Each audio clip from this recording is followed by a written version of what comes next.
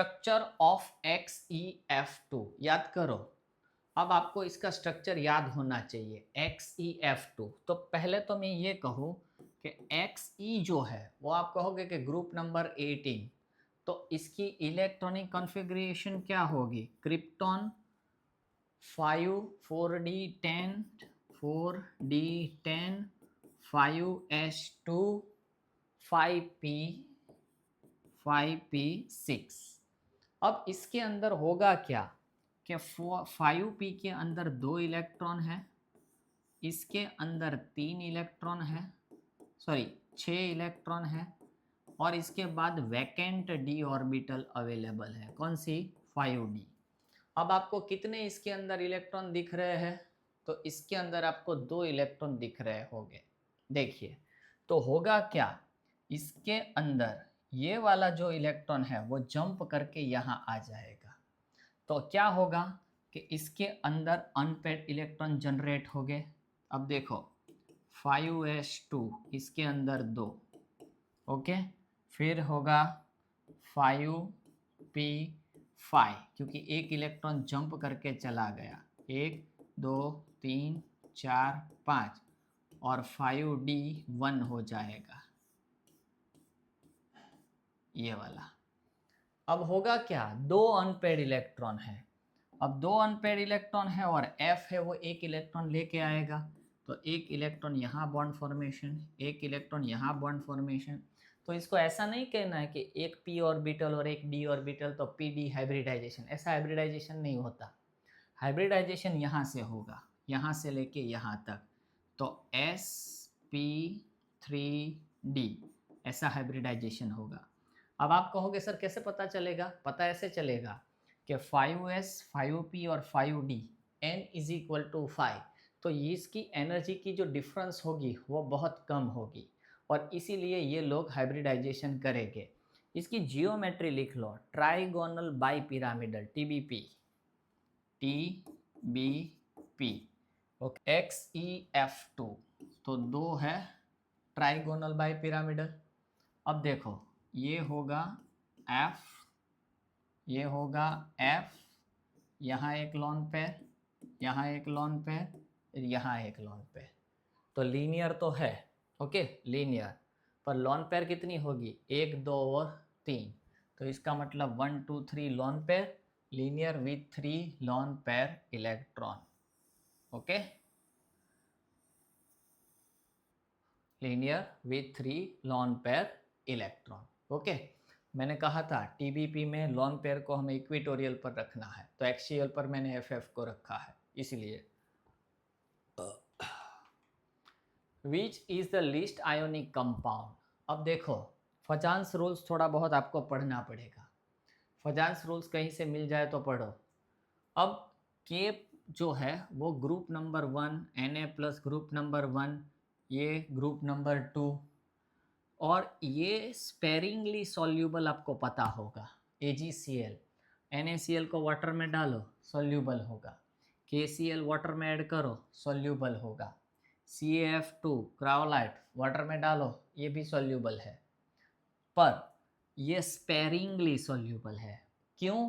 क्योंकि इसके अंदर जो बॉन्ड है वो आयोनिक है पर लिस्ट आयोनिक है। मैं तो कहूँ सिर्फ AgCl नहीं, आपको AgNO3 कहे तो भी लिस्ट आयोनिक, आपको AgCN कहे तो भी लिस्ट आयोनिक, ओके। इसके अंदर कोवैलेंट कैरेक्टर ज़्यादा है। कौन सा कैरेक्टर? कोवैलेंट कैरेक्टर, मतलब आयोनिक कैरेक्टर कम है, okay. The orbital involve in sp3 hybridisation. अब याद करो sp3, ये क्वेश्चन में sp3d है, हाँ सॉरी कलर एक सा है ना तो पहचान नहीं पाए। चलो, the orbital involve in sp3d hybridisation, याद करो ये मैंने सब लिखवाया है, अगर आपने लिखा हो तो आपको पता होगा। निकालो वो नोटबुक, dz2 निकालो बुक, तो उसमें है सब कुछ। चलो, जो geometry of NiCO4 and NiPPa3 twice Cl2।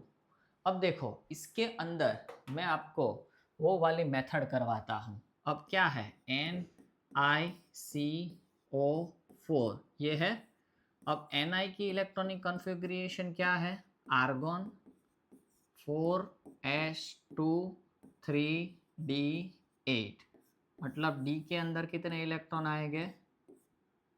ये 4s, ये 4p, चलो 1 2 3 4 5 6 7 8 और 4s के अंदर 2, 3d 4s और 4p क्या होगी? 0 होगे ही नहीं इसके अंदर।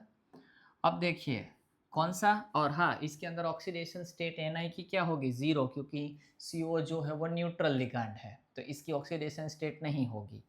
अब देखो Na जो है वो Na की इलेक्ट्रॉनिक कॉन्फ़िगरेशन यही रहेगी।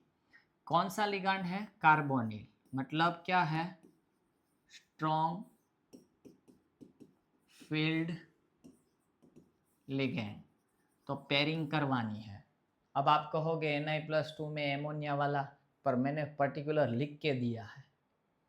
अब देखिए पेयरिंग होगी तो ये वाला इलेक्ट्रॉन यहाँ जंप करेगा, तो 3D में क्या हो जाएगा? अब देखो 3D में क्या सिचुएशन हो जाएगी? ये 4s, ये 4p, ओके। अब 3D में सिचुएशन क्या हो जाएगी? तो ये पेयर थी, ये पेयर थी, ये पेयर थी, ये सिंगल था, ये वाला इलेक्ट्रॉन जंप करके यहाँ आया तो यहाँ पेयर हो गई। अब क्या होगा? अब देखो ये जो 4s के 2 इलेक्ट्रॉन है वो स्ट्रॉन्ग लिगेंड के कारण जंप करके यहाँ आ जाएंगे, मतलब यहाँ आ जाएंगे ये 4s वाले। तो अब जब डोनेशन की बारी आएगी तब डोनेशन के अंदर CO के एक यहाँ डोनेशन होगा CO, दूसरा यहाँ डोनेशन होगा, तीसरा यहाँ डोनेशन होगा और चौथा यहाँ डोनेशन होगा। तो हाइब्रिडाइजेशन कौन सी हुई इसकी? sp3, और sp3 मतलब क्या होगा? टेट्राहेड्रल। तो पहला तो टेट्राहेड्रल होगा। अब देखो पहले में टेट्राहेड्रल ये है, तो मतलब 1 2 3 कैंसिल हो गए, आंसर मिल गया। अब ये जो है वो स्क्वायर प्लेनर है। कैसे स्क्वायर प्लेनर है वो भी मैं करवा दूँ आपको। अब देखिए क्या दिया है आपको? Ni, मतलब इलेक्ट्रॉनिक कॉन्फ़िगरेशन तो वही होगी 3d8 वाली सिचुएशन, 4s2, इसमें भी 2 हो गए, और ये 4p होगी 0, ओके। यही वाली सिचुएशन होगी ना, और कौन सी होगी? अब इसके अंदर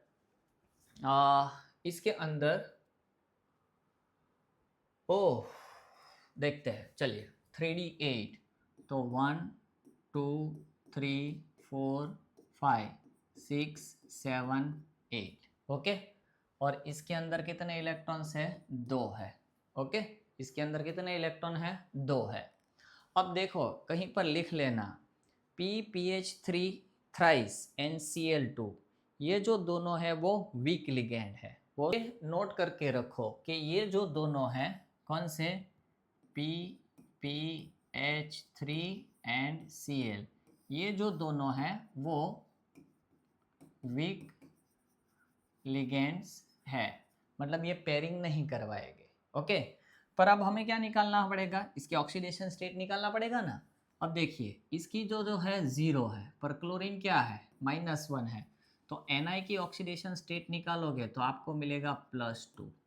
कैसे +2? तो वो भी दिखा दूँ, देखो Na की oxidation state +2 time PPH3 twice की ऑक्सीडेशन स्टेट 2 टाइम Cl की oxidation state is equal to 0। इसकी निकालनी है x, ये तो 0 हो जाएगा, 2 क्लोरीन की -1 0, तो x इज इक्वल टू क्या मिलेगा? +2 मिलेगा, तो Na+2। अब Na+2 मतलब क्या? ये दोनों इलेक्ट्रॉन लूज करेगा, क्योंकि मैंने कहा था पहले 4s में से जाएंगे, तो इलेक्ट्रॉन कहाँ जाएंगे? 4s में से। तो 3D में तो 8 का 8 ही, 1 2 3 4 5 6 7 8, 4s vacant 4p vacant, Ni+2, 2 electron इसमें से जाएंगे। अब 2 पेयर PPH3 ट्वाइस में से और 2 पेयर Cl में से, तो एक पेयर, दूसरी पेयर, तीसरी पेयर और चौथी पेयर, 4 पेयर हो गई, तो ये क्या होगा sp3, और sp3 हाइब्रिडाइजेशन मतलब कौन सी होगी, टेट्राहेड्रल। तो दोनों टेट्राहेड्रल है, तो बोथ स्क्वायर प्लेनर, ये wrong, tetrahedral and square planar ये भी रॉन्ग, बोथ टेट्राहेड्रल। तो इसका मतलब आंसर हमारा क्या आएगा, सी, कि दोनों के दोनों क्या हो गए, टेट्राहेड्रल। ओके, तो ये निकालने का सही तरीका है ऐसे। चलिए, for which of the following crystals anion anion contact में बी ऑब्जर्व, मतलब इसमें से किसके क्रिस्टल में हमें एनायन एनायन एक दूसरे से टच हो जाते होंगे। अब देखिए, इसमें एक है कैटायन, मतलब एक पॉजिटिव आयन है, और दूसरा क्या है, नेगेटिव आयन है। ओके, अब आप सोचिए कि कैटायन की साइज छोटी होती है और एनायन की साइज बड़ी होती है। तो आप ऐसा सोचो कि बहुत सारे कैटायंस और एनायंस एक दूसरे से जुड़े हैं, मतलब कैटायन सराउंडेड बाय एनायंस और एनायन सराउंडेड बाय कैटायंस, मतलब जो कैटायन है उसके आसपास नेगेटिव आयन हो गए और नेगेटिव आयन के आसपास पॉजिटिव आयन हो गए। तो आप सोचो कि इसकी साइज जितनी छोटी होगी, मतलब कैटायन स्मॉलेस्ट होगा, स्मॉलेस्ट साइज होगी, जितना छोटा हो सके उतना छोटा हो, और एनायन लार्जेस्ट हो, तो क्या होगा कि जो कैटायन है वो छोटा है और एनायन बड़ा है, तो जब आसपास अटैच होगा तब वो एक दूसरे से क्या होंगे, अटैच हो जाएंगे। तो ऐसा क्रिस्टल जिसमें कैटायन छोटा हो और एनायन मतलब नेगेटिव बड़ा हो, तो वो एनायन एनायन एक दूसरे को टच होना शुरू हो जाएंगे इस तरह। तो इसका मतलब स्मॉलेस्ट साइज Na+ और बिगर साइज I-, क्योंकि आप FCl Br ऐसे जाओगे तो साइज इंक्रीज होगी। ओके, और ये जो है वो Na+, Cs+ और K+, तो इसमें Na+, K+, Cs+, तो ये स्मॉल होगा, स्मॉलर होगा, और ये क्या होगा, लार्जर होगा। तो याद रखना कि स्मॉलर और लार्जर, तो जितना कैटायन छोटा है सराउंडेड टच होते होते वो उसी तरह मिल जाएगा। ओके, इजी है, सिर्फ आपको दिमाग लगाना है इसके अंदर। Which of the following alkali metal compound with noble gases are most stable. अब ये एक ज़रा लिख के रखना, मैंने ढूंढा है, और ये है ना MSc के सिलेबस में कहीं था पर मुझे मिला है, तो मैं आपको लिख दूँ कि मैंने वो लिख के रखा है। XeF6 plus F minus, it gives XeF7 minus 1, और XeF minus plus F minus, it gives XeF8 2 minus। ये जो है ना, ये सबसे ज़्यादा स्टेबल है, मोस्ट स्टेबल है, मोस्ट स्टेबल है। तो ये मोस्ट स्टेबलों में से आता है। तो ऐसा एक ही है जो XeF8 है। तो देखो ये और ये, तो इसका मतलब D और A कैंसिल हो गया। अब इसमें भी पर्टिकुलर रूल है कि अगर इसके अंदर अल्कली मेटल हो, अल्कली मेटल मतलब ग्रुप नंबर 1 हो, ग्रुप नंबर 1 मतलब जिसके पास +1 चार्ज हो, वैसा अगर इसके साथ अटैच हो तो ये मोर स्टेबल है। तो ये वाला फिट बैठ रहा है। देखिए इसमें ये क्या होगा, XeF8 -2, और ये जो है वो M+1 2 टाइम है। तो ये सबसे ज़्यादा फिट बैठता है। ये एक मुझे लगा कि इन्होंने एक ऐसा पूछा है जो नहीं पूछना चाहिए था, क्योंकि इसमें पर्टिकुलर इन्फॉर्मेशन के साथ जाना पड़ेगा, इसमें कोई है नहीं logic. Which of the following structure is expected when DsP2 orbitals are used in bonding? मैंने करवा दिया है, स्क्वायर प्लेनर। आप मेरा वो वीडियो देखो कि स्क्वायर प्लेनर जो होगा वो DsP2, और अभी ही थोड़ी देर पहले मैंने करवाया, अगर sp3 हो तो टेट्राहेड्रल और DsP2 हो तो स्क्वायर प्लेनर। आप निकालो मेरी वो नोट्स, उसमें आपको ये मिलेगा। ओके, चलो, what is the value of S character in sp3 hybridisation. लल्लू मैंने पढ़ा दिया है एस कैरेक्टर, एस कितनी है 1, टोटल हाइब्रिड ऑर्बिट कितनी है 4, परसेंटेज ढूंढना है 100, तो कितना मिलेगा 25%। बोलो ऐसे भी पूछे चुके हैं ये लोग। इन PCl5, ये PCl5 ClF3 अब तो दिमाग खा गया।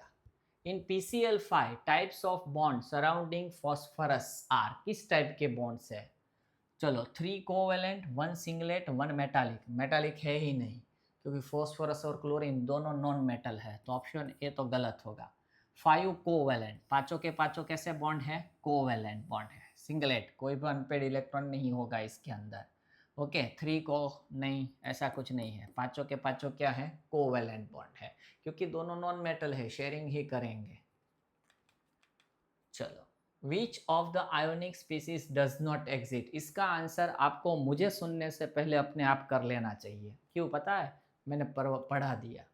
अब देखो लॉजिक क्या लगाया, SN के साथ 6 बॉन्ड Cl के, SI के Cl के साथ 6 बॉन्ड, और यहाँ कार्बन के Cl के साथ 6 बॉन्ड। मैंने अभी थोड़ी देर पहले क्या बढ़ाया, सेकेंड पीरियड एलिमेंट मैक्सिमम कितने बॉन्ड बनाएगा? 4। यहाँ कार्बन ने क्लोरीन के साथ कितने बॉन्ड दिखाए हैं? 6, जो कभी पॉसिबल नहीं है। कार्बन मैक्सिमम कितने बॉन्ड बनाएगा? 4। तो आंसर क्या होगा? सी, जो ये कभी पॉसिबल नहीं है, नॉट एग्जिस्ट। चलो, इन PF5 P अंडरगो sp3 डिहाइब्रिडाइजेशन, मतलब फॉस्फोरस की बात कर रहे हैं कि ये जो है sp3 डिहाइब्रिडाइजेशन कर रहा है। तो predict the correct geometry and D orbital used. अब एक बात कहूँ, ये मैंने पढ़ा दिया है, आप मेरी वो नोट निकाल के देखो, तो इसके अंदर आपको मिलेगा कि sp3d के अंदर कौन सी डी ऑर्बिटल इन्वॉल्व होती है? dz²। तो dz² ऑप्शन इन दोनों में है, ए में और सी में, तो बी और डी तो कैंसिल हो जाएगा। अब हमें निकालना क्या है कि इसकी जियोमेट्री क्या है। तो जियोमेट्री के अंदर देखो टोटल कितनी है इसके अंदर 5, और आपको मैंने ये भी पढ़ा दिया है कि ये जो होगा वो TBP, कब TBP होगा और कब स्क्वायर पिरामिडल होगा, नोट खोल के देखो, उसमें आपको मिलेगा।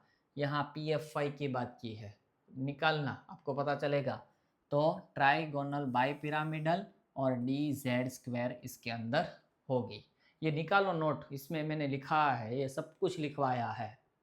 चलो, इन O3 OO बॉन्ड ऑर्डर, अब ओजोन की जो ये स्ट्रक्चर है ना, वो ये वाली है।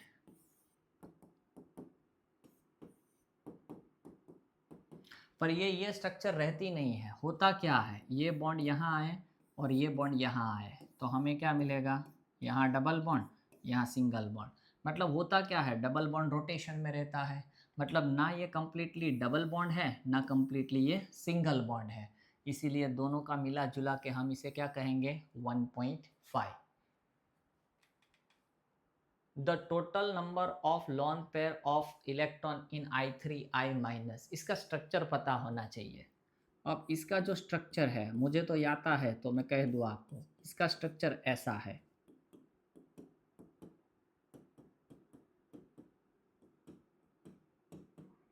-1, ओके। और इसके अंदर भी पर्टिकुलर आपको एक और चीज़ सिखा दूँ, ये है I2 + I-, इस तरह है। तो आप I2 की स्ट्रक्चर में I सिंगल बॉन्ड I होगा, है ना, फिर ये ब्रेक होके दूसरे के साथ बनाता है, तो इसमें 3 3 3, तो टोटल कितनी लॉन पेयर अवेलेबल है? 9 लॉन पेयर अवेलेबल है। ओके, इसके अंदर 9 लॉन पेयर अवेलेबल है। अब जो मुझे आखिरी करवाना है, ये सबसे important, bond angle in nitrogen trichloride, ये बहुत इम्पोर्टेंट एक है, पर मैं एक में सब कुछ लपेट के आपको दे दूँ।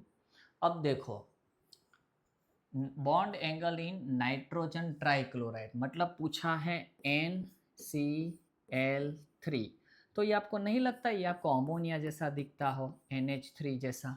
और अमोनिया में मैंने कहा था कि NH3 मतलब इसकी स्टेरिक नंबर क्या मिलेगी आपको? 4, 3 सिग्मा बॉन्ड, एक लॉन पेयर। तो मैंने कहा था ये टेट्राहेड्रल होती है।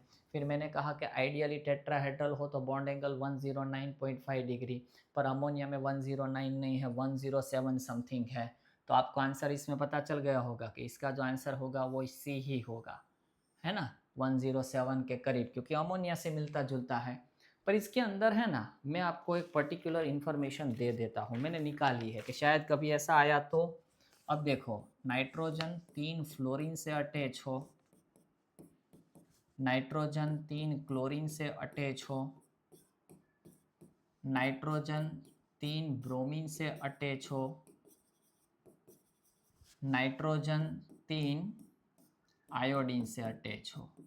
अब देखिए, इसके अंदर आपको बॉन्ड एंगल जो है वो 106.7 डिग्री, 107 डिग्री, 107.2 डिग्री और 107.3 डिग्री। अब इसको ये लिख के रखना क्या, कि बॉन्ड एंगल जो है वो इन्वर्सली प्रोपोर्शनल टू इलेक्ट्रोनेगेटिविटी। अभी थोड़ी देर पहले मैंने अमोनिया करवाया। अब देखिए, इसकी इलेक्ट्रोनेगेटिविटी ज़्यादा है तो होगा क्या, क्लोजर जाएंगे, क्लोजर जाएंगे तो रिपल्सन ज़्यादा होगा स्टेरिक हिंड्रेंस के कारण, तो बॉन्ड एंगल जो है वो 106 है। पर अब नीचे क्या हो रहा है, एमोनिया से उल्टा देख रहे हैं, अब नीचे क्या हो रहा है कि ये जो है साइज़ में बड़ा हो रहा है, और साइज़ में बड़ा हो रहा है तो और इसकी स्टेरिक हिंड्रेंस बढ़ेगी। ओके, और स्टेरिक हिंड्रेंस बढ़ेगी। वापस कह रहा हूँ, अमोनिया की तरह ही सोचना है कि इलेक्ट्रोनेगेटिविटी ज़्यादा है तो बॉन्ड एंगल को खींचेंगे, बॉन्ड शॉर्टर होगा तो इनके बीच में स्टेरिक हिंड्रेंस होगा। पर यहाँ क्या है, भले इलेक्ट्रोनेगेटिविटी कम होती जा रही है, पर यहाँ क्या हो रहा है कि ये जो साइज़ में बड़े हैं, जितने साइज़ में बड़े होंगे उतनी स्टेरिक हिंड्रेंस ज़्यादा होगी, ज़्यादा जगह रोकेंगे तो ज़्यादा स्टेरिक हिंड्रेंस होगी, स्टेरिक हिंड्रेंस बढ़ेगी तो और दूर चले जाएंगे, इसीलिए बॉन्ड एंगल इंक्रीज हो रहा है। तो कभी ये कभी आ सकता है, पूछ सकते हैं। इसके साथ मैंने एक और लिख के रखा है, H2O, H2S, H2SE, H2TE। इसकी बॉन्ड एंगल मुझे तो पता है 104.5, ये नहीं पता थी, ये मैंने ढूंढी, ये 91 और ये 90 डिग्री। देखिए, ये देख रहे, बॉन्ड एंगल डिक्रीज हो रहा है।